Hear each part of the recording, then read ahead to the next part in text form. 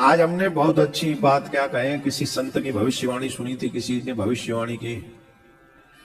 आजकल एक बहुत बड़ी बात है, आप सुनते होंगे कि बड़ी मतलब क्या, एक बात सुनी होगी आपने कि जनसंख्या बहुत बड़ी हो रही है। सुन रहे हो? इसकी भविष्यवाणी सुनोगे? किसी संत की भविष्यवाणी है जो मिथ्या नहीं होगी, आने वाले समय में चरितार्थ होगी। आश्चर्य करोगे तुम लोग, इतनी बड़ी भविष्यवाणी की है उन्होंने। अब वो सत्य है कि नहीं वो आगे भविष्य बताएगा, लेकिन उन्होंने जो भविष्य में पहली बार भविष्यवाणी की है, सबसे पहली बात तो ये समझ लो, वो भगवान के परम भक्त थे। उड़ीसा के एक संत थे, उड़ीसा के एक संत थे। उन्होंने जो जो भविष्यवाणियां की हैं वो सब चरितार्थ हुई हैं। उन्होंने भविष्य जब बताया, भविष्यवाणियां की हैं, उनमें ये लिखा है कि आने वाले समय में कलयुग में ऐसी ऐसी बीमारियां होंगी जिनकी इलाज तक नहीं होगा।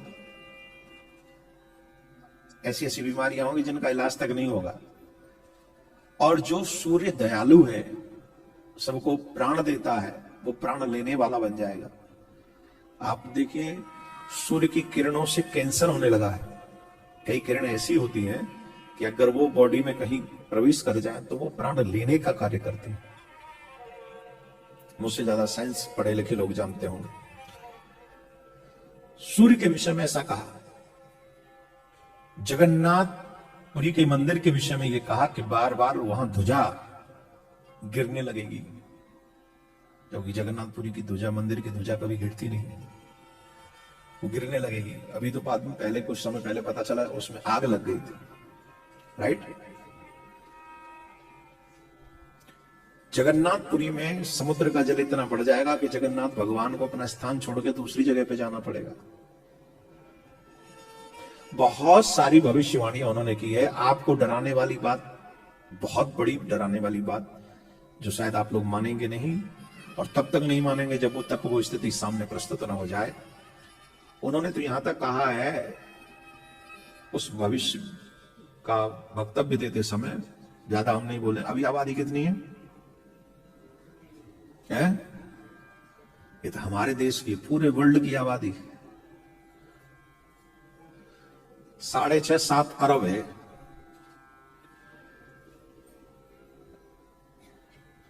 ज्यादा से ज्यादा आबादी 30 करोड़ रह जाएगी वर्ल्ड में। कितनी? 30 से 40 करोड़ आबादी रह जाएगी।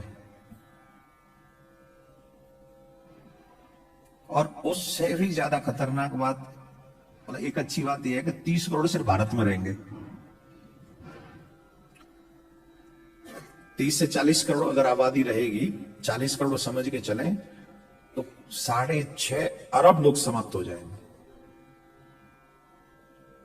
जैसे कीट पतंगे समाप्त हो जाते हैं, वैसे ये मनुष्य समाप्त हो जाएगा।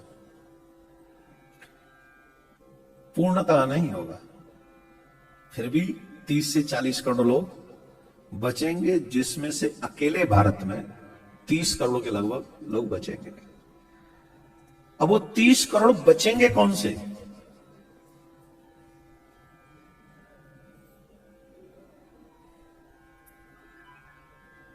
मजाक में मत लीजिएगा। प्रश्न ये है कि वो 30 करोड़ बचेंगे कौन से? वो 30 करोड़ वो लोग बचेंगे जो भगवान के कृपा पात्र होंगे।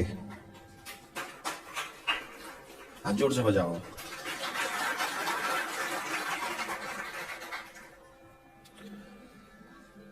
जो लोग, मरने वाले लोग कौन से होंगे? जो मांस भक्षी हैं वो मर जाएंगे, मदिरा पान करने वाले हैं वो मर जाएंगे, जो संस्कृति का हरासमेंट करने वाले लोग हैं, जो रिश्तों का नाश करने वाले लोग हैं, वो सब मर जाएंगे। कहने का अभिप्राय है वो सब मरेंगे जिनके द्वारा धर्म को नुकसान हुआ है। अब आप कहेंगे तो बहुत बाद में होगा। उनकी कही हुई बात अगर मैं कह दूं तो 24 और 25 में ये सब होगा। अगर उनकी बात मैं कह रहा हूं तो 24, 25, 26 ये 3 साल में खतरनाक गेम होंगे। मेरा इसमें कोई वक्तव्य नहीं है, इसमें मेरा कोई मत नहीं है। मैं तो किसी की भविष्य की, एक उड़ीसा के संत हैं जो जगन्नाथ प्रभु के परम भक्त हैं, उन्होंने उड़िया भाषा में एक किताब लिखी है, भविष्य से संबंधित है, उस किताब में ये सब लिखा हुआ है। अब इससे बड़ी बात और क्या सुनाऊं? बोलो, और सुनना चाहोगे? क्या सुनना चाहोगे? अब सुनो, अगर 23, 24, 25 या 24, 25, 26 या 25, 26, 27 में ये सब होना है, मान ले के 99% नहीं होना, 1% मान ले होना है,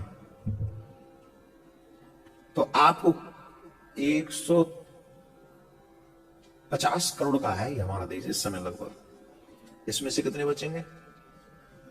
तो 120 तो यहीं से जाएंगे।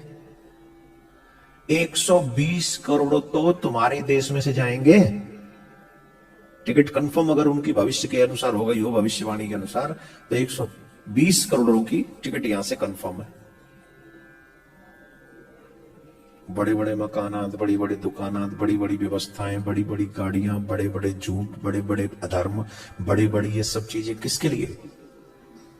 अब आप कहेंगे महाराज आपका क्या है? मेरा कुछ नहीं है, तेरा बहुत कुछ है। मैं तो ये कहता हूं कि अगर हमारी मौत कल ही हो गई तो वो 3-4 साल भी किसने देखे भाई? हमारी प्रलय तो आज ही हो गई, हम तो टिकट आज ही कंफर्म हो गया। इसलिए इन बातों को पहले तो ये सोचिए कि कल किसी ने देखा नहीं। दूसरे इस तरीके से सोचिए कि अगर वो समय आया तो हम 20-30 करोड़ में आएंगे, इस बात की गारंटी नहीं है। तो क्या करें?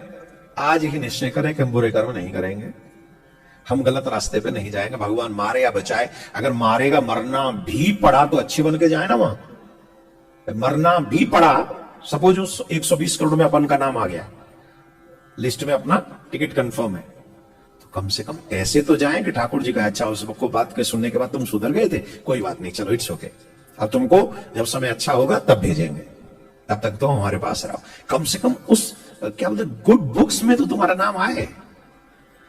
लिम्का बुक्स में नहीं, गुड बुक्स में, जो गॉड की गुड बुक है, गॉड की गुड बुक में तुम्हारा नाम आए। ऐसा कार्य शेष जीवन में करो, चाहे वो 50 साल बचाओ, चाहे 3 साल, चाहे 2 साल बचाओ आज के बाद।